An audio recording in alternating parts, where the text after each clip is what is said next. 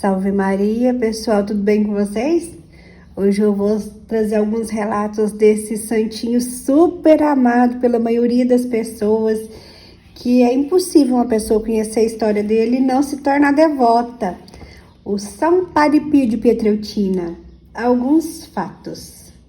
Padre Pio é chamado muitas vezes o frade dos estigmas, mas também o designam por um religioso de cuja pessoa emanavam perfumes suavíssimos que podiam ser sentidos a milhares de quilômetros. O religioso que realizava viagens assombrosas fora do corpo em bilocação. O religioso que tinha a capacidade de ler no pensamento, de conhecer a vida privada das pessoas sem nunca ter visto antes. O religioso que falava com os mortos, com as almas do purgatório, que recebia visitas de entidades espirituais que lhe revelavam segredos, acontecimentos que ainda estavam por ocorrer. Isto são as almas do purgatório. O religioso que operava curas fantásticas e conversões imprevistas e que empreendia lutas furiosas contra as forças obscuras do mal. Todas essas frases descrevem fenômenos portentos inexplicáveis, continuamente presentes na vida do Padre Pio. Já nos referimos em outras vezes os estigmas, as lutas com Satanás, as curas milagrosas e as visões de entidades espirituais. Contudo, vale a pena dedicar um pouco de espaço a outros fatos inexplicáveis. Um dos fenômenos mais curiosos era constituído pelos perfumes. Com o efeito da pessoa de Padre Pio, emanava um perfume suavíssimo, a quem muitos chamavam perfume do paraíso. Foi constatado milhares de vezes, não só por devotos admiradores, mas também por muitos inimigos declarados do padre. Os estudiosos de hagiografia chamam este perfume de odor de santidade. Manifesta-se de modo geral depois da morte da pessoa em causa.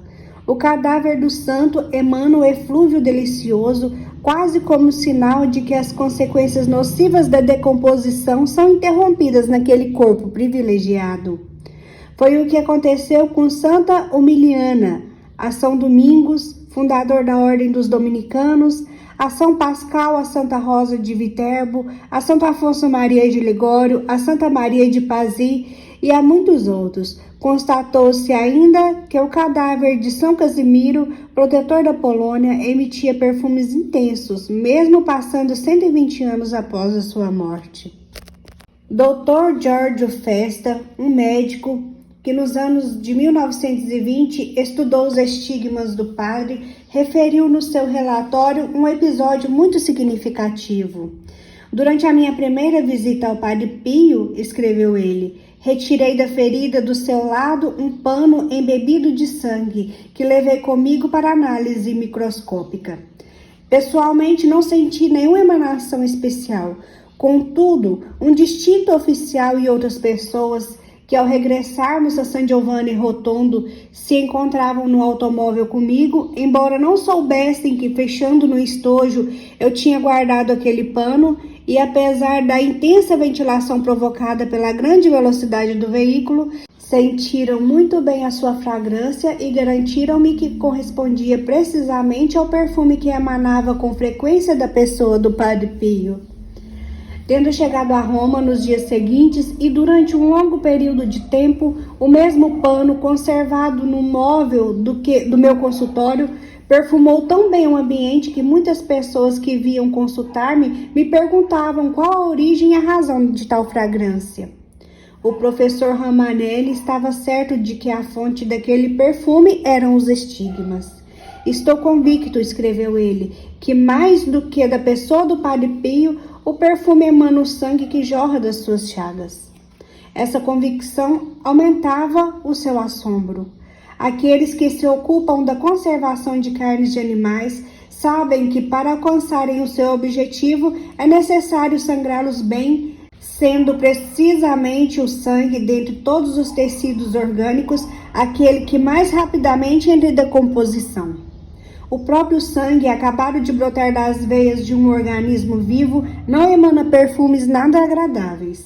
Longe de estimular a mucosa olfativa com qualquer sensação boa, os panos ensopados com o sangue que brota das feridas de Padre Pio deveriam ser fonte de repulsa e não certamente de perfume, até mesmo pelo fato de que, por vezes, ele a usar durante bastante tempo.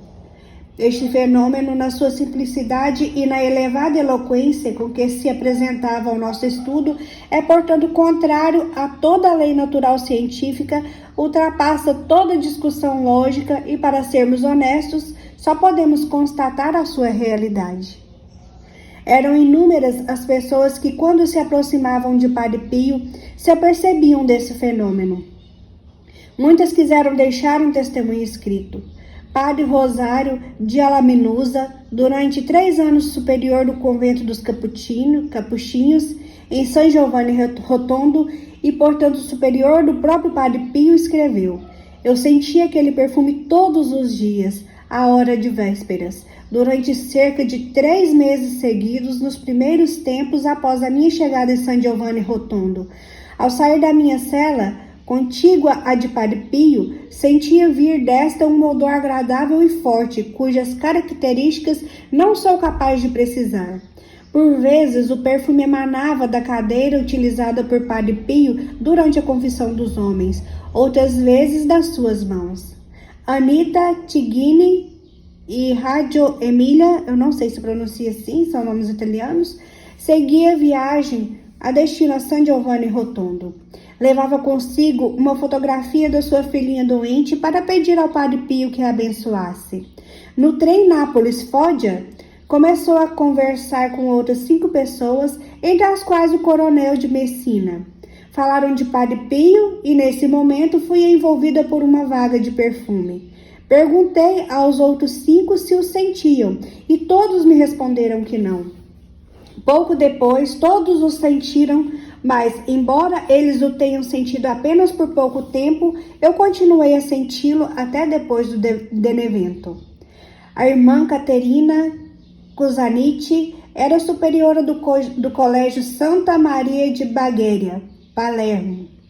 Na noite de 18 de novembro de 1948, depois de ter falado com outras religiosas das conversões operadas por Padre Pio, retirou-se para o quarto e mal apagou a luz e deitou a cabeça na almofada, foi invadida por um estranho e doce perfume. Cheirava o incenso, mas com mais qualquer coisa mistura impossível de descrever. A 15 de fevereiro de 1950, o professor Amanzio Dodo, de Biella, conversava com amigos e colegas médicos sobre a humildade de Padre Pio, e de repente, de forma inesperada, o intenso perfume de violeta invadiu todos os circunstantes durante cerca de meia hora, embora todas as portas e janelas tivessem sido abertas de par em par. O Dr. Eduardo Bianco, médico cirurgião de Valemosso, conta: em muitas ocasiões fui obrigado a abandonar a minha desconfiança porque o meu olfato sentia repetidas vezes perfumes de rosas, violetas e cravos, cuja fonte indubitavelmente não tinha nada de artificial. Giuseppe Onufrio, conservador das hipotecas de Palermo, conta que, durante a confissão, Padre Pio manteve a sua mão direita apertada em trás dele. Chegando à Foggia, percebi que a minha mão direita tinha um perfume que a esquerda não tinha, o mesmo perfume que eu sentia junto ao padre. O perfume durou alguns dias, embora eu, como era meu hábito, tivesse continuado a lavar as mãos várias vezes por dia.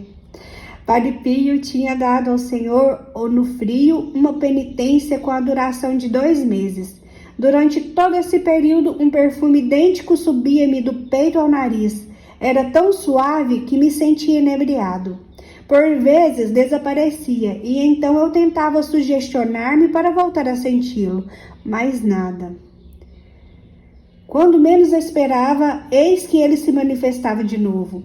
Terminada a penitência, o perfume desapareceu. Lúcia Brunetti, de Mandúria, Taranto. Em 1950, caí, quebrei a articulação do braço direito e tive que ficar engessada durante vários anos. Ao fim de 5 anos, ainda não estava curada. A 20 de julho de 1955, fui em peregrinação a San Giovanni. Aproximei-me de Padre Pio, beijei-lhe a mão e ele abençoou-me. Fui envolvida por um forte perfume de jasmim. Regressei à casa já à noite avançada. Na manhã seguinte, comecei a mover o braço.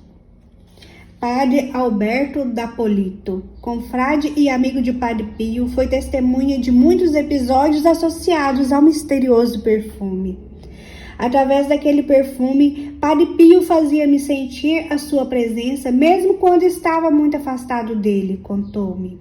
Certo dia, em setembro de 1955, quando era pároco em San Severo, decidi acompanhar cerca de 50 dos meus paroquianos em peregrinação ao Santuário de Nossa Senhora das Lágrimas, em Siracusa.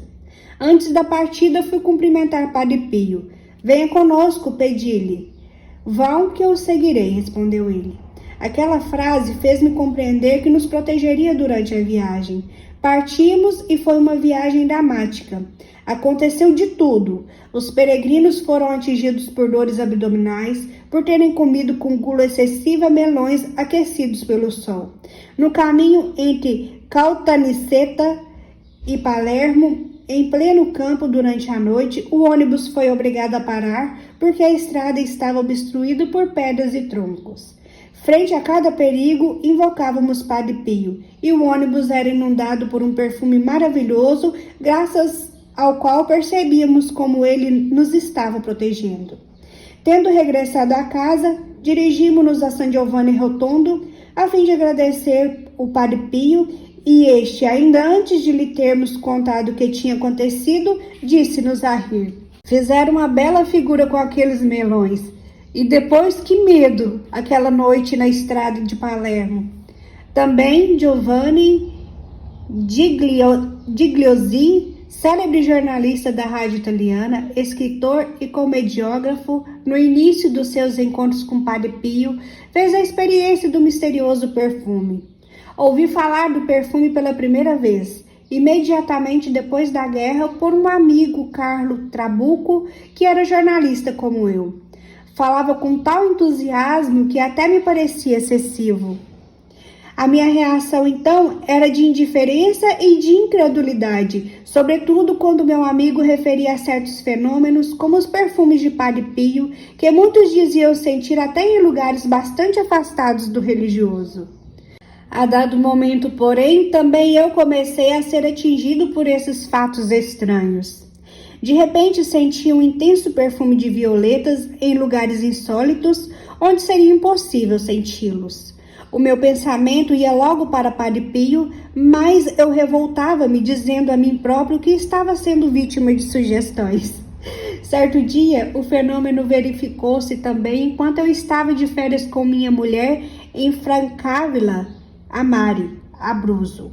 Tinha ido à estação para enviar uma carta por correio expresso e naquele lugar que geralmente é tudo menos perfumado, senti um inconfundível cheiro de violetas. Enquanto refletia sobre tal fato, a minha mulher perguntou-me: "Mas de onde vem esse perfume? Você também o sente?" Perguntei assombrado e falei-lhe do Padre Pio, das discussões com o Trabucco e daquele perfume que já há tempos me perseguia. "Se eu fosse você", retorquiu a minha mulher, "partiria imediatamente para San Giovanni Rotondo." No dia seguinte, empreendemos a viagem. Quando cheguei à sua presença, o padre disse-me: "Ah, eis o nosso herói, o que não foi preciso para trazê-lo aqui." Nesse mesmo dia tive a possibilidade de falar com ele. A partir de então, a minha vida sofreu uma grande transformação. Outro fenômeno desconcertante em Padre Pio eram as bilocações. O padre dizia, por vezes, aos confrades que o acompanhavam à noite até o quarto, antes do repouso noturno: "Agora começa um novo dia para mim." Poucos compreendiam o sentido daquela frase, mas quem o conhecia sabia bem que aquelas palavras ocultavam um fato misterioso dos mais perturbadores: as bilocações. Entende-se através deste termo que uma pessoa se encontra ao mesmo tempo em dois lugares diferentes, ou seja, dá-se nela uma espécie de desdobramento psicofísico. Embora permanecendo onde habitualmente vive, a pessoa mostra-se e atua em outro lugar que pode estar situado a milhares de quilômetros de distância. Trata-se de um fenômeno absolutamente inadmissível do ponto de vista racional, mas tem sido por várias vezes comprovado na vida dos grandes santos. É um fenômeno dos mais surpreendentes da mística, escreveu o teólogo Royal Marin. Um dos mais difíceis de explicar, a menos que admita o milagre. A vida de Padre Pio estava cheia dessas aventuras fantásticas. Parecia que para ele não existia barreiras espaciais. Deslocava-se de um lado para o outro do mundo com a ligeireza da fantasia. Certo dia, os cardeais Pietro Gaspari e Augusto Cilli encontravam-se em Roma na casa da condessa Virginia Salviucci, viúva Cilli, para inaugurar a capela da família. Apresentou-se-lhes uma irmã que trazia nas mãos uma relíquia da Santa Cruz dentro de uma caixa. Essa irmã contou que durante a noite Padre Pio, em carne e osso, entrara na sua cela e lhe entregara aquela caixa, ordenando-lhe que a levasse no dia seguinte até a casa da condessa Cilli Salviucci. A presença da caixa convenceu os dois cardeais de que não se tratava de uma invenção. Alguns dias mais tarde, a condessa dirigiu-se a San Giovanni Rotondo a fim de pedir-lhe esclarecimentos sobre aquele episódio, e Padre Pio confirmou-lhe que a relíquia tinha sido entregue por ele em pessoa àquela irmã em Roma. Gente, então eu vou dar uma paradinha por aqui, porque se for relatar todos os testemunhos, milagres extraordinários da vida do Padre Pio, não tem vídeo que aguente. Então vamos por partes. Espero que vocês tenham gostado. Tem muitas palavras e nomes em italiano aqui que eu não pronunciei certo, mas foi de boa intenção. E eu espero que vocês gostem muito e se tornem devotos de Padre Pio, quem ainda não for. Salve Maria, fiquem com Deus e até o próximo vídeo.